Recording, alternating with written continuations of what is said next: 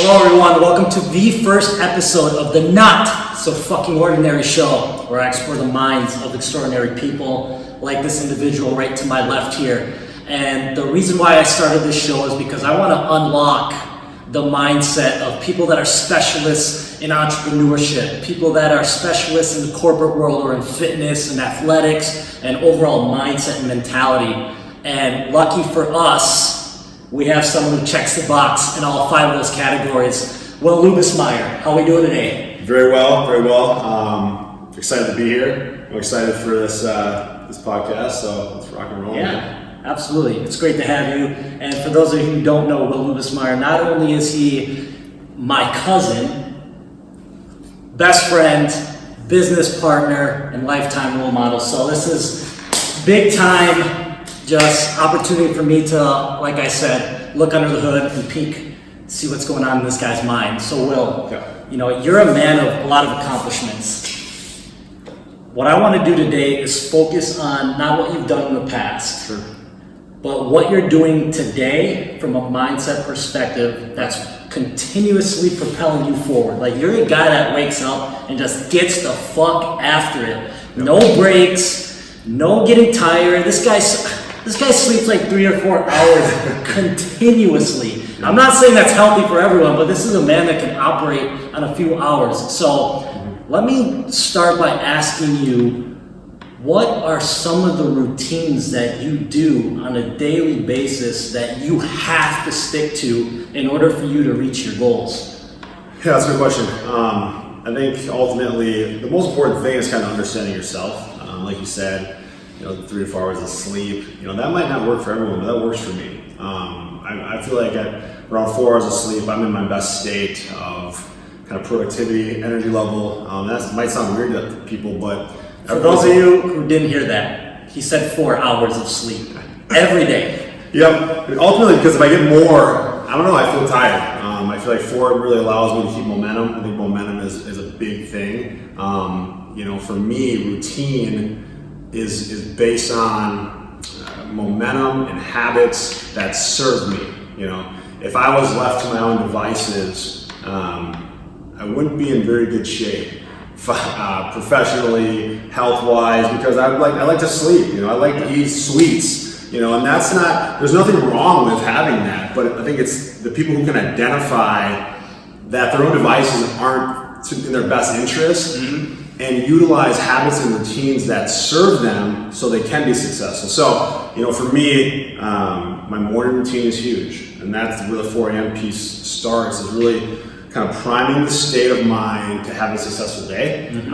And I do certain things during that morning routine that kind of get me into a state of mind to be successful in the day. Making the bed, right? Getting a win under the belt early. Getting up, doing that morning movement. It could be something as simple as 25 jumping jacks and 25 push-ups just to get the body going, right? It shocks a little bit at 4:10 in the morning when you're hitting it with some push-ups. I do a new thing is a morning mineral cocktail. Oh, right? So not vodka, but just to mineralize the body, I'll do like 12 ounces of water with a tablespoon of Himalayan sea salt and a quarter squeezed lemon, and that also kind of just gets me. I feel it. The mineralization of the salt. I love it. I don't know what it is. I feel great. Another thing I do, breathing exercise. Between meditation, I'll do some. I used to do more meditation. I'm not great at it, but I still do it. I used to try to do like 12 minutes a morning. Now I'm down to 5. Is that something you do, like sit down in the corner and meditate? You do it in the shower? I do it when you're taking a shit? I do it. I do my whole routine in the bathroom. It's just, for me, I'm like Jimmy Ivey. The bathroom is like where I get it done. I feel comfortable there. I just the meditation piece. I use an app called Calm. It's a Calm app. Everything I do use a lot of apps. So Calm app is just, it walks you through a meditative state, and every day it has a different theme. We can talk about gratitude during their meditation practice. So, but breathing is a new thing for me. I like to oxygenate the brain. it makes me feel very awake and very alert. And that's just very simple. I mean, you could do a 1 minute breathing exercise where you would just start out with some deep breaths. Then you would do from in and out from the nose, 10 seconds, as many as you can do. Okay. And then 5 seconds of just regular breathing. Another 10 seconds of in and out of the nose as hard as you can, right? Another 5 seconds of slow, deep breathing, and then 15 seconds of in and out of the nose. After that, I guarantee you feel alive. I mean, it's crazy. So, the breathing piece, and then I kind of get into, just a daily gratitude. I think it's important to give gratitude every day. And it can be something as simple as, I'll do stuff like, I love this, like the smell, of summer. Small things, when you really take it down to that level and just show an element of gratitude, it really kind of, it centers you almost, and it makes you realize like how small you are in the world. I mean, it could be something, as simple as, I'm grateful for the ability to walk. In the moment, you're really humbling yourself when you give gratitude. I do some daily assertions. I do the same assertions every day. There's 8 of them. It's, I am more than I appear. I am willing. I embrace uncertainty. I am not my thoughts. I am my actions. I am willing. I am relentless. I expect nothing and I accept everything, and I got this. And every morning I write those in my journal. Same 8 every single day. And it's just a reminder of like, those are my assertions of me. I do a morning journal, something called morning pages, windshield wipers. I just like to, if I have anything on my mind, I want to get it off my mind. Just like a car windshield, I like that write it phrase. down. Yes, just windshield wipers. Clear the mind, clear your vision for the day, because I don't want to go into the day with some stuff lingering, right? Let me get it on paper. And then I usually end my routine with a cold shower, right? So I get in, I really like that fight or flight. Chemicals in the brain start to release, dopamine, adrenaline. Usually I do it for about 3 minutes. That's one of your things, by the way, which I didn't think I'd be able to do it, but the ability to have the self-discipline to do it now is amazing. Like, I never miss it. And actually, I really enjoy it, because I'll finish my shower hot, but for the first 3 minutes it's cold. I'm getting underneath the vagus nerve in my armpits to hold it there. Anything that just feels uncomfortable, I'm going to do it. And once I turn it to hot, you feel so invigorated and awake. So like at probably about 4:45 at that point, I'm wide awake. Like, I'm ready to go. Like, my mind is in a state that I'm thinking, I'm clear, I'm motivated, I'm awake, and I'm ready to go. So from there I go to the gym. But that's what I call my power up routine. And that's in the morning. I do a power down routine at night, and then I do a knowledge routine at the gym where I will do some aerobics. Right? There's this app called Elevate. It's called Elevate, and I do like 5 or 6 brain training exercises every morning. I literally do that every day. I love that thing. It's fun. I've literally went from like being average in math, reading, what else? Math, reading. And there's 2 other categories, but I went from average to now I'm elite in 3 of the 4. And it's just like small progressions. Mm-hmm. And then I'll read the news. I will then read my book for 20 to 30 minutes. So that's the treadmill? On the treadmill, yeah. Okay. That's my knowledge routine. And then, like I said, at the end of the night, evening routine, power down, blocking. I'll go to do not disturb on my phone. I'll put it away from me. I'll do, kind of my outlook for tomorrow, plans, goals. What I need to accomplish, so I can go to sleep without having anxiety, because I know I have a plan. Mm-hmm. I'll do some reading again, and then the last one I do is what I call a reflection shower. Okay. Just at the end of the day, hot shower. I usually do it kind of in the dark. Just thoughts. What are you thinking? What are your aspirations? How are things tracking? It's called a reflection shower, and then pick some ZMA, zinc, magnesium, and I think it's B6 or B12. B6. I don't know. Anyways, ZMA, and then I go to bed and get my 4 hours of sleep, and I hit it again. So those are kind of the routines I do. I love it. That's a lot. Sorry. Talk about a man that controls the day. Sure, absolutely, man. You gotta own the day. Yeah, it's so important to not be in a reactive state. Absolutely. From the first second you wake up, you're in control of Yeah. everything. And a majority of what you just listed off the waking up, the breathing patterns, the writing your goals down, the reflection, the gratitude, the little cocktail. This is all done before 4:30 in the morning. Right. Yep. Then you go to the gym, and then you're reading, and you get all of that done by 6 a.m. Yeah. And then you go into work, and it's just incredible how someone can have the willpower to do that, not once, not twice, every single day. And so the question I have for you, why? Honestly, that's a good question. I would live in this chaotic state, and I had a ton of anxiety, and anxiety was an issue for me. And once I really started to... And was it anxiety based off of you're not on the right path, you're not getting enough done, you're not reaching your goals, or just I think it was anxiety around just I was so busy and I had so much to get done. I'm running the business, I own the business, and it felt chaotic. And I just needed to calm it down. I needed to control it. And by taking control of my morning and taking control of my night, those end caps really allowed me to kind of get things under control. I never, if I sit here today, I would feel anxious if I missed my morning routine, right? It throws me out of whack.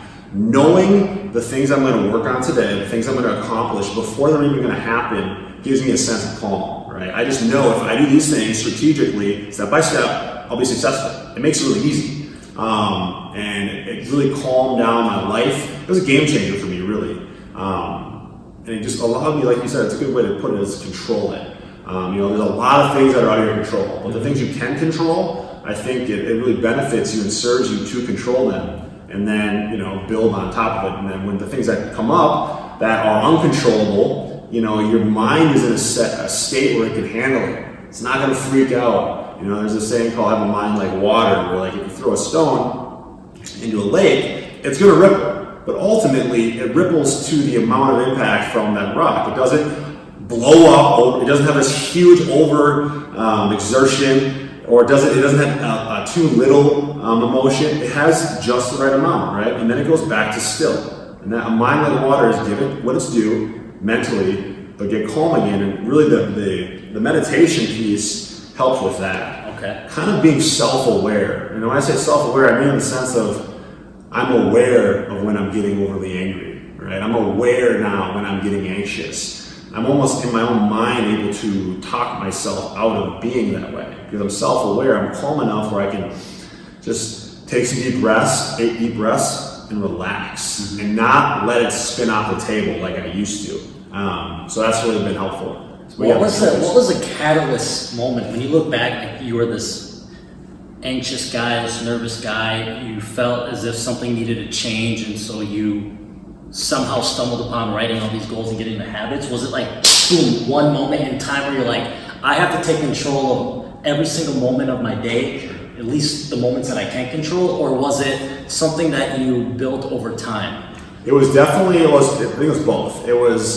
I can't take credit to say I just did it, right? I think I leveraged, Tools for Titans by Tim Ferriss, right? You read that and you see just consistently over all these interviews with highly successful people that controlling their morning was big for them, right? And a lot of these different things, whether it's a breathing exercise, journaling, giving gratitude, meditation, they all seem to have it in their morning routine. And I'm well, these guys are doing it. Shit, I probably should do it. So I just piggybacked on their success with it. Because before, I hated getting up early, man. I hated it. As I look back, I can't imagine the thought of getting up at 4 every day. Right. And reading. I hated reading. But knowing that by doing those things, I hopefully could have the same success as they did, I just had the discipline to say I'm going to go for it. But it did progress over time. It started, and I would never tell anyone to get, eye deep in routines and habits without building on top of them. Start with a few. See what works for you. Because I can tell you that I've crafted this routine over years. Right? I've cut things out. I've added things. It truly needs to be for you. What best serves you. It's not cookie cutter. What works for TJ best might not work for me, and vice versa. So there's no sense in trying to force this square peg in a circular hole. What works for you? Figure that out. What puts you in a state of mind for success? and do those things. Yeah, and then build on it over time, you know, add things, but don't just try to get too into it right away. That's a nice little soft segue to my last question I want to ask you about routines. So everyone watching and listening is probably curious to know, what are the top 3 routines that you would recommend to someone who just kind of feels like they're in a rut, they're hitting a plateau, maybe they're putting in a good amount of effort, but they're just not breaking through that barrier. As you reflect on all of those tasks that you do routinely, what are the 3 that are like, The 3 habits or the 3 routines? surprise me? What do you feel is going to be the most impactful for someone who's really looking to up their game and bring their performance to the next level? Not even performance, but their mindset or just their overall daily happiness. Sure. Yeah, I think I really think it is having those routines on the end caps of your day. Having some sort of morning routine where you have at least 30 minutes to yourself. You don't look at your phone. You have 30 minutes. It could be you just sitting there in quiet reflection. But just owning the first 30 minutes to an hour of your day and just getting your mindset right to step forward into the day. And within those 30 minutes, so I should have reworded the question better. Like, is it you would recommend to your son or, you know, your future son or your best friends or your dad or whoever was trying to break through, would you tell them taking a cold shower is just game changing? Yeah. You gotta do that. Or this or this or this. Like, what are those 3 that are just... I mean, make the bed, man. I think that is a big one because it seems so simple, and it is simple, but so many people can't do it. Having the discipline to wake up at that time, I guess I should say wake up at 4, right? When that alarm goes off, you get up. That would be the first piece, is really when you wake up. Be an early riser. Get going early, you know. Get more done before most people wake up, then they'll get done their whole day. You know, I think waking up, that is the game changer. Waking up early really was what changed it for me because I just had so much more time in my day. But yeah, wake up early because it takes a lot of self-discipline just to do it. You know, making the bed, like I said, is a small thing, but it gives you a win. You know, you could have the shittiest day of your fucking life, and you come home and your bed's made, and you're like, that feels good. You know, the cold shower piece is great. I think that just from like a neurological standpoint gets you going. I mean, it really does. And again, it also takes self-discipline to step into a freezing cold shower at 4 a.m. A lot of this stuff stems on discipline and having the ability to not want to do something but still do it. And that can translate into so many different areas of your life, especially at work. Like, fuck, I don't want to do this. But you've been trained now and you're creating habits that subconsciously your body goes into a routine where it can do what other people don't want to do. I think the gym is a habit that everyone should have. It doesn't have to be the gym, it just has to be exercise in the morning.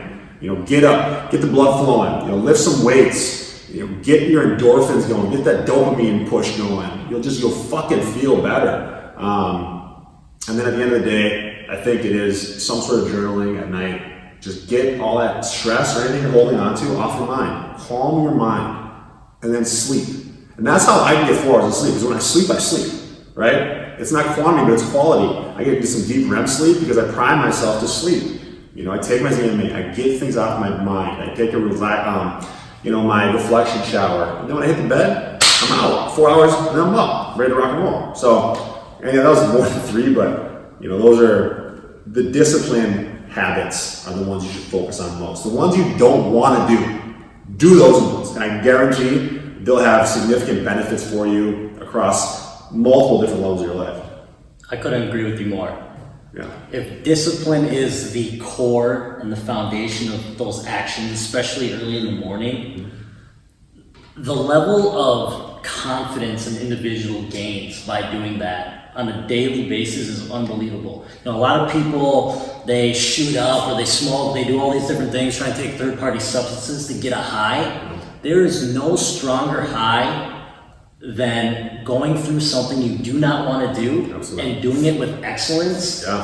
Holy shit, you do that at 4 a.m., 4:30, 5 a.m. Imagine the level of confidence and just swag you walk around with throughout the day. And everything that comes after a cold ass shower in the morning, a 4 a.m., you know, waking your alarm clock up. Yep. Doing those type of things so early in such an uncomfortable time of the day while everyone else is sleeping snuggled in bed. Yeah.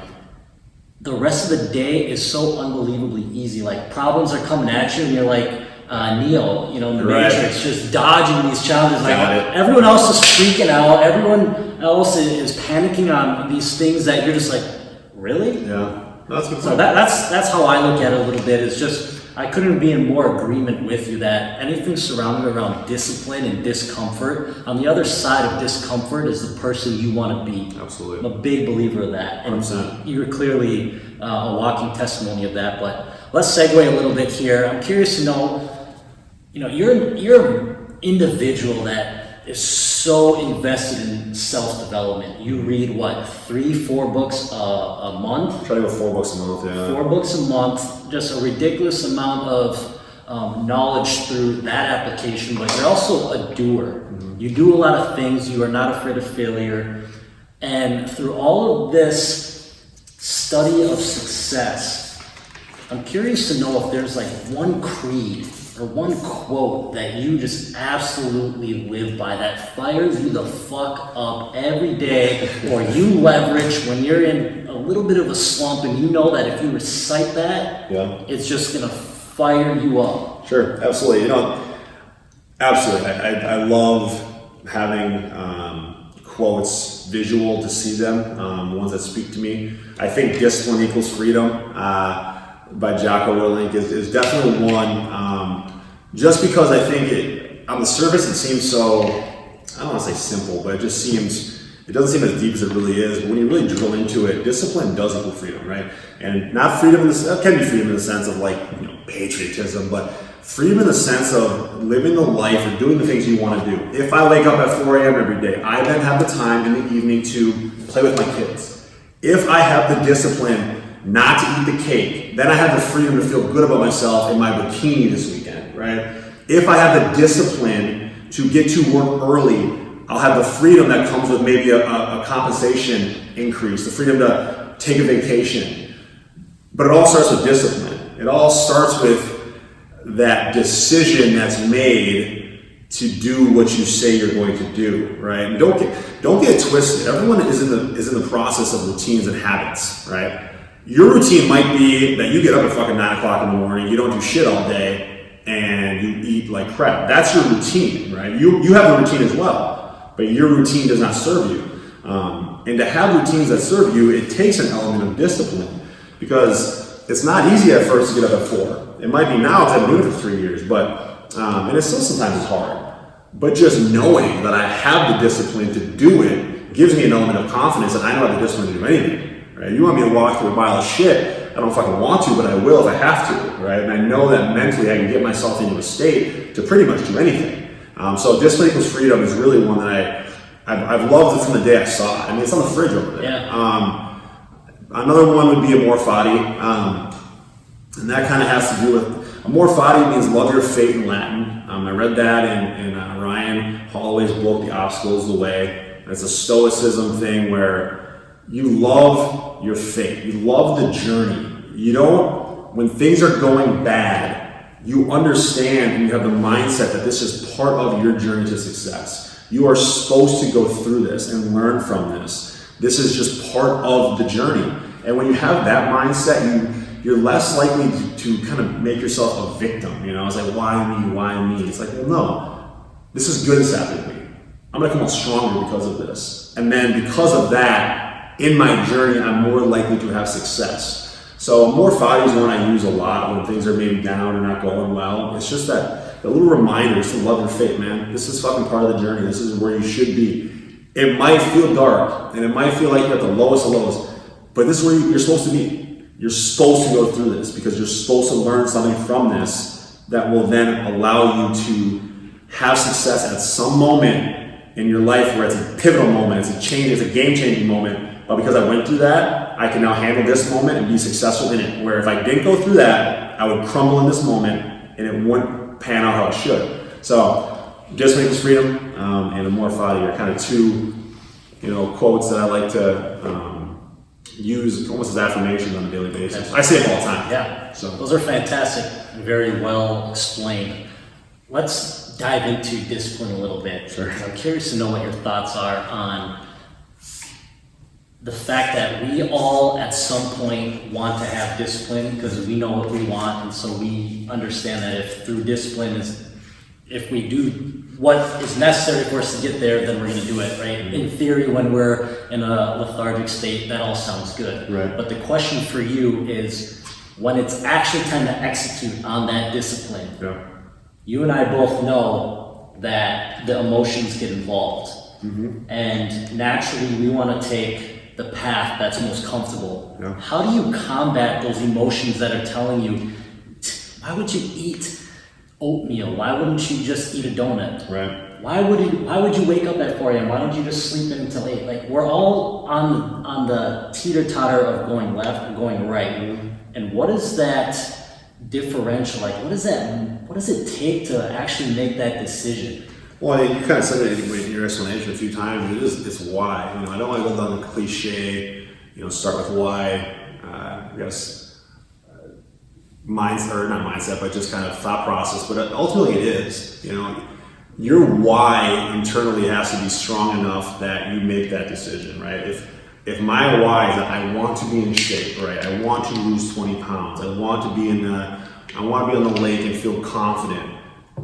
That will drive you to make that decision. Motivation is a very fleeting thing, everyone. Okay, just understand that. You may be motivated one day and not the next, right? So you don't put your trust and faith that motivation is going to stick with you forever. Having a strong why that can drive your discipline to make the right decision, that's the lifelong game changer. So you have to understand why you're doing anything, right? Health and fitness, why do I want to be in shape? Why from a professional standpoint? You know, maybe I'm driven to be successful because I want to, make my parents proud, or, everyone has a different why. And I don't care what your why is. If your why is to have 6 fucking pack abs because you want to look good for chicks, I don't give a shit. Who am I to judge you? But that is your why, right? And if that why is strong enough to drive you to get in the gym and hammer your abs every day, what's a good fucking why, right? Your why should pull you. You should never be pushed. Push is motivation, right? When you're motivated, you're kind of gonna win at your back and you're being pushed into doing things, right? That will fade. You need to be pulled, right? Pulled by a driving force of a why, and I'm chasing something and in a relentless fashion because I'm just driven to accomplish it, right? If I have a business, I want it to win. I want to be successful. If I'm a marathon runner, I want to win. Or I'm a soccer player, I want to be a champion. That's a pulling force. That is what gives you discipline to get up at 4 o'clock in the morning, because you mentally see where you're trying to get to and you just do it, because ultimately it isn't even a decision at that point, Some people with the most discipline out there are like single moms that have to provide for their kids, and they have no other choice than getting up and doing 2 jobs, right? Such a good example. They have the discipline to do it because they have to, right? Their why is to take care of their child, right? That pulling them. So, I think discipline ultimately is, what are you trying to achieve, right? And you need to be very real with yourself and honest with yourself what you are trying to achieve. Because if you don't know and you don't even think about it, how are you going to have discipline to chase anything if you don't know what you're chasing? You got to have time where you sit down and you think about what I want to be, who I want to be, what I want to achieve. Because then discipline will come with really helping you do the steps, living the habits, having the routines to achieve those things. So the why, that was a long-winded, but why is fantastic. So as you're writing your goals down, how far out do you write them? Ultimately, I'm big about like reverse engineering, working backwards. So, I will do at the, probably in December or the 4th quarter, I will sit down and figure, okay, what do I want to achieve next year? And it'll be, I don't like to get too many down, because I feel like if you focus on too much, you accomplish nothing. But you need to have some core pillar type goals. They could be professional. I want to get a promotion this year. That might be a little too broad, because it should be specific, measurable, and attainable, but it could be professional. It could be health and fitness. I want to have 7% body fat by the end of this year. It could be financial. I want to save $8,000 this year. It could be from like a community standpoint. I want to volunteer X amount of hours this year. I think you should have different goals within different pillars of your life, so you're a well-rounded person. And again, that's just me. You could have every one of your goals within your professional career if you want. I think you should have a family goal, If you're religious, have that, but don't get too many. But from there, I'll work backwards. Okay, to achieve, let's say I want to save $12,000 this year. To achieve $12,000 this year, what do I got to do quarterly, right? Every 3 months. Where do I need to be at that point, okay? So I need to have saved $3,000, okay? Then I take it down monthly, okay? I have to save $1,000. So I know that my monthly goal is to save $1,000 in order to hit my annual goal of $12,000 savings. Those are goals. Then I'll take it down to a weekly and a daily basis from an activity standpoint, okay? You can call them weekly goals if you want. I like to look at my weekly and daily action as activity based. So, if I save X amount today, or I don't buy that soda today, that will allow me to hit my goals, or my monthly savings goal.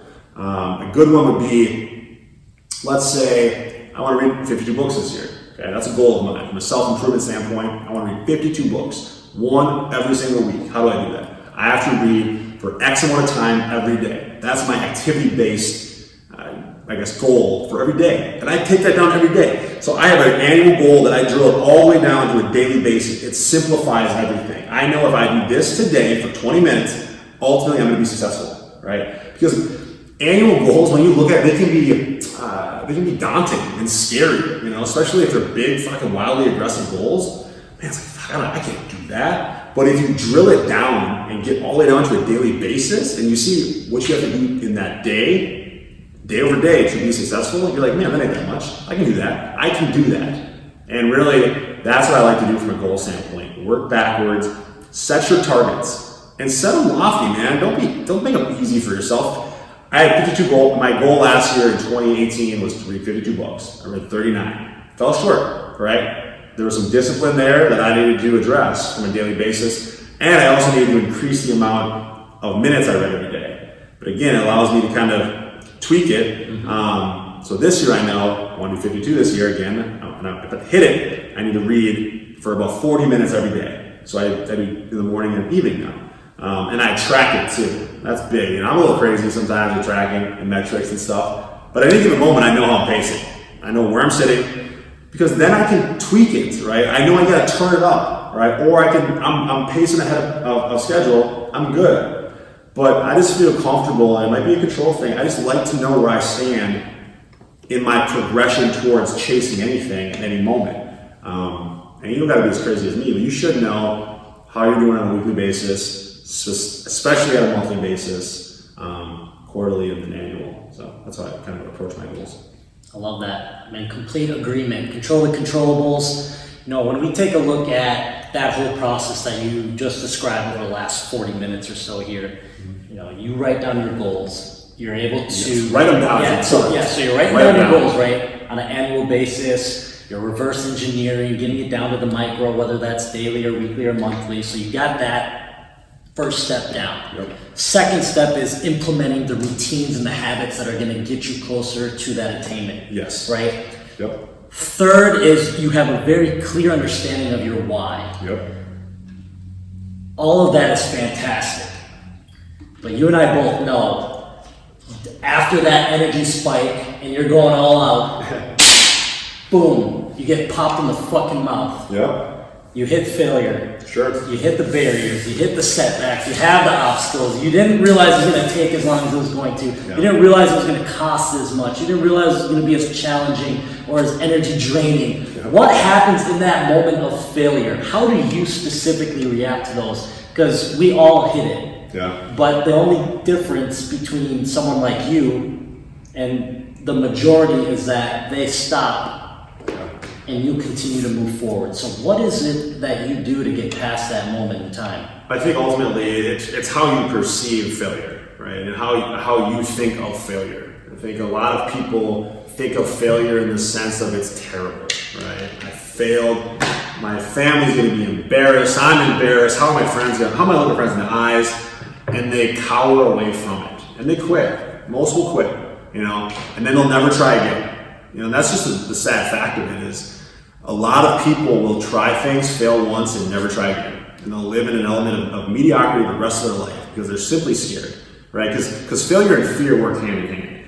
Most times, the fear of failure from failing previously is what allowed them never to get up and try again, right? And it's because of how they perceive failure. And I don't perceive it that way. You will fail. I mean, there's no fucking doubt about it. You're gonna get hit in the mouth. You're gonna go down, right? There's no doubt. You know, I think by failing forward, in any moment of failure, you can flip it on its ear in that moment by how you take it. If I just failed, right? I failed a test. If I learn from it and I know what I need to do differently next time to pass the test, that is not a fucking failure, right? In my opinion, that's a success because you strengthened yourself. You didn't know something first, but now you know. And next time you will pass. And you will use that knowledge the rest of your life on how you prepare for a test, right? So it wasn't a failure. It was, in my opinion, a learning experience. But again, it's how you look at it. Some people will fail and say, I'll never try again. But that's not the way you need to be. You need to know, and it's that more foddy type mentality, that you're going to be stronger from it. You may have failed. It may suck. It may be the darkest times of your life. But you need to be able to have the perspective and reframe it as, wow, if I can get through this, I can get through anything, right? If I had to hire two guys, right? You have a kid who has been wildly successful, never really had any hard times, has to struggle, from great family, had money, and then you show me this kid who's tried to start 3 businesses, failed miserably, been down the canvas, fucking embarrassed, bankrupt, but he keeps getting up, keeps coming back, right? And I have to hire one of these two. I'm hiring the kid who's fucking been through it. Because I know that when we go through hard things, because we're going to, he will answer the bell. He'll stand tall. The kid who hasn't been through it before, the moment we hit rocky times and turbulence, he's fucking gonna bail, he's gonna cower, more than likely, right? So that's why, as long as you know that, man, by going through those times, it's going to prepare you to be even more successful moving forward. Sometimes I even welcome it. I welcome the pain of it because I know I'm going to come out stronger on the other side of it. It's kind of weird to think about that way. Because I've been through some shit and I've been down in the lowest of the lows, and I can tell you it's more challenging than maybe to say to get yourself into that mindset, but once you do, you almost relish it. You almost embrace the idea that you have this ability to be resilient, to be persistent, to have tenacity, to have just grit. Like you almost like, wow. Failure tells you a lot about yourself. When you're deep in the dark, it tells you who you are, right? It's easy to be happy when you're winning. It's easy to be the guy everyone wants to hang out with when you're making money. It really teaches you about yourself when you're not, when you're struggling, right? Who am I as a man? What's my integrity? What's my resiliency level? Do I have the discipline to stand? Or am I going to cower and be weak? Like, it teaches you. And I think for anyone, if you're in that moment, it could be the first time, it could be the 10th time, but just keep that mindset, man, I'm going to show people who I really am, that I can get through this, that I'm relentless in my pursuit of what I'm trying to accomplish regardless of circumstance. That's what, gets me going. Like, you see the people that have been through shit, right? They've been through hell, but yet they make it. Their story is amazing because they had the resiliency to get there. That's what you cheer for. You don't cheer for the fucking kid who's ever been through anything and got lucky. I don't want to say lucky, but maybe had some success without having to go through what other people had to. I'd rather go through the shit and win than just not win, because it's going to feel better for me. It's going to taste better for me. That moment I'm going to appreciate because I know what it took to get there. That's kind of, it's all how you frame the idea of failure in your mind. Is it something that you're going to use to propel you forward, or is it something you're going to allow to basically finish the game for you? And I would recommend reframing it as something that's going to make you stronger, push you forward. Wow. Great stuff. So powerfully explained. I hope everyone's taking notes here. That was really good. Let me wrap up with this here, Will. Sure. You're on your deathbed. Okay. You just died. Sure. You're actually getting moved from your deathbed, and you're about to get buried, all right? Curious to know how you want people to remember you by. I think professionally, I want them to think of me as someone who had integrity, was ethical, relentless, perseverant. I think I like the idea of being the hardest worker in the room. I think it speaks to me because you know, might not be the most talented, but through just sheer will and effort, you can get there. I would say personally, an emotional person. I like the idea of laughing a lot. I'm a crier. I'll cry big, man. I'll cry in a movie. But I'm emotional. I think, and I want people to remember me about, you know, I laugh big, cry big, love big. Very a loyal person. You know, a protective person, a generous person. You know, I like the idea that my friends would know that, you know, I do anything for them at any given time. So, kind of like a Bruce Wayne mentality. Bruce Wayne's like my guy, right? You have this billionaire, right? This billionaire who could just be a billionaire and never have to do anything, but yet he chooses to serve the people who can't, right? That's good. You know, he chooses to help the people who can't see out for themselves, right? I love that Bruce Wayne mentality. So, you know, that's really just, you know, a gritty person, just someone that no matter what, gonna get off the canvas and keep coming for you and just keep chasing life. I have a passion for life, regardless of where I stand in that moment in life. I love that journey. I think the journey is beautiful, man.